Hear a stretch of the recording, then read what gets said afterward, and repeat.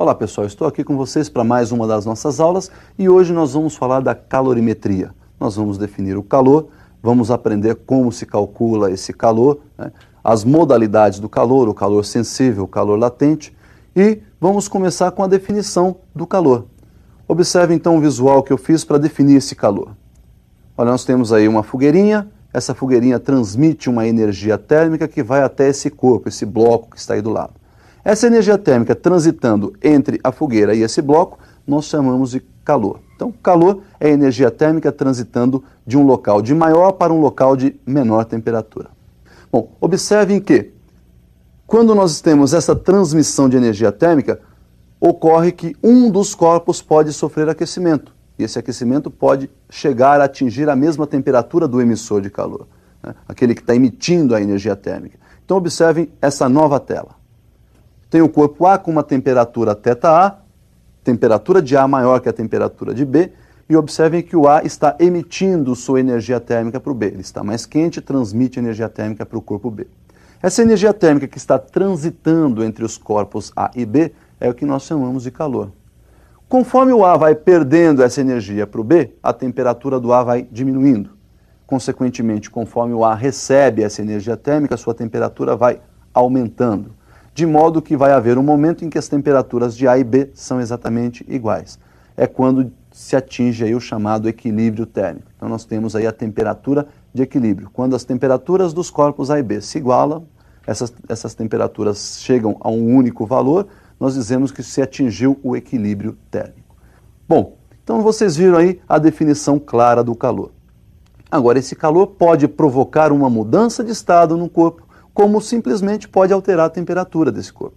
Então nós temos aí duas modalidades para o calor. Uma em que ele altera simplesmente a temperatura e uma outra que ele pode mudar o estado de agregação da matéria. Então vamos observar um outro visual para a gente diferenciar essas duas formas de calor. Nós temos aí, por exemplo, uma fogueirinha, do lado esquerdo um bloco de metal, do lado direito um bloco de gelo.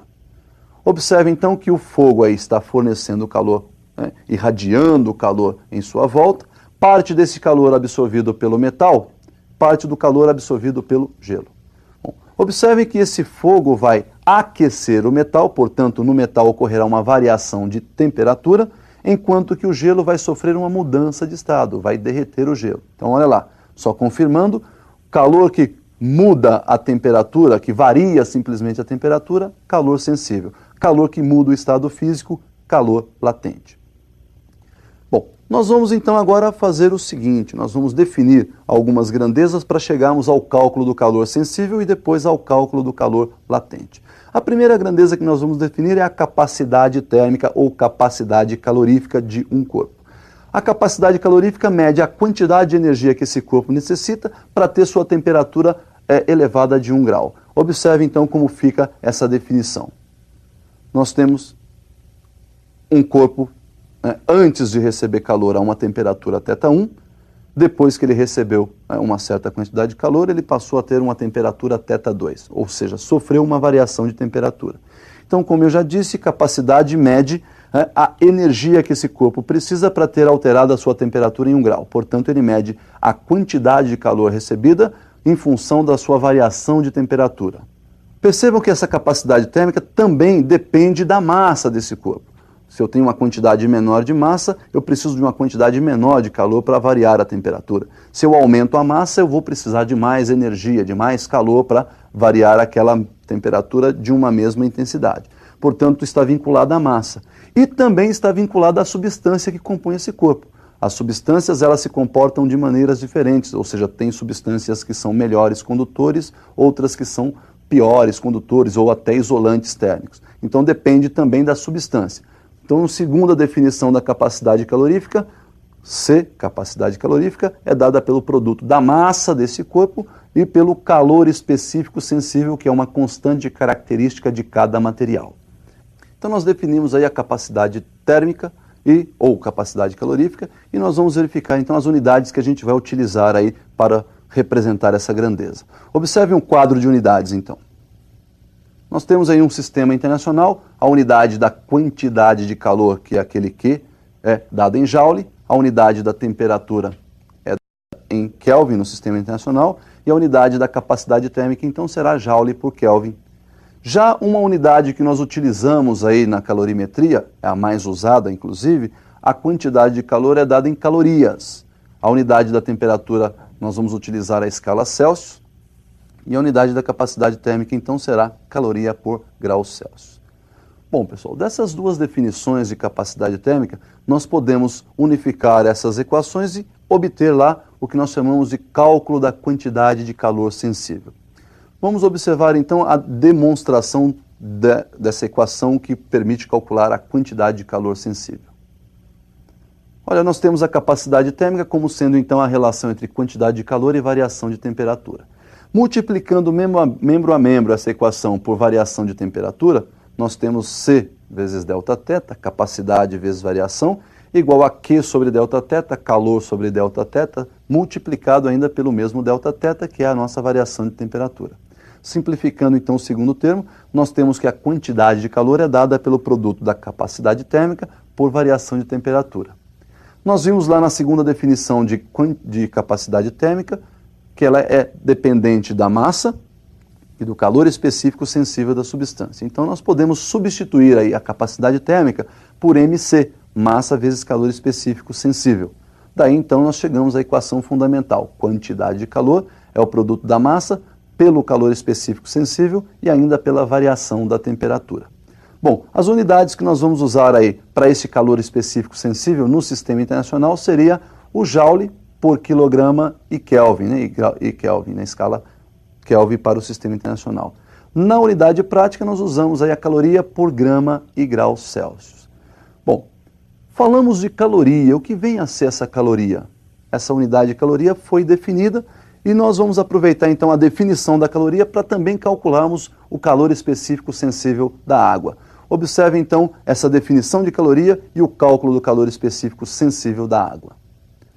Então, em laboratório foi colocado num recipiente 1 grama de água, mediu-se a temperatura dessa água encontrando 14,5 graus Celsius e definiu-se que a quantidade de energia necessária para elevar a temperatura dessa água de 14,5 a 15,5 graus Celsius seria então denominada uma caloria.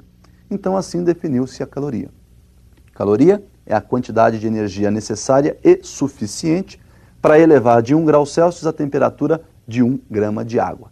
Bom, se você tem a quantidade de calor, tem a massa e tem a variação de temperatura, utilizando a equação fundamental, você calcula o calor específico sensível da água. Quantidade de calor, 1 caloria. Massa, 1 grama. Calor específico sensível você está procurando e a variação de temperatura da água foi de 1 grau Celsius. Fazendo então todas as operações matemáticas difíceis, né, você vai chegar aí ao calor específico sensível da água, 1 caloria por grama e graus Celsius. Então nós vimos aí a definição da caloria e calculamos o calor específico sensível da água. O que nós vamos observar agora é um sistema fisicamente isolado, composto por alguns corpos que estão a diferentes temperaturas. O que vai acontecer na troca de calor entre esses corpos, né? O que é um calor cedido, o que é um calor recebido. Fiz aí para você um visual para a gente comparar essa troca de calor entre esses corpos que compõem o nosso sistema fisicamente isolado.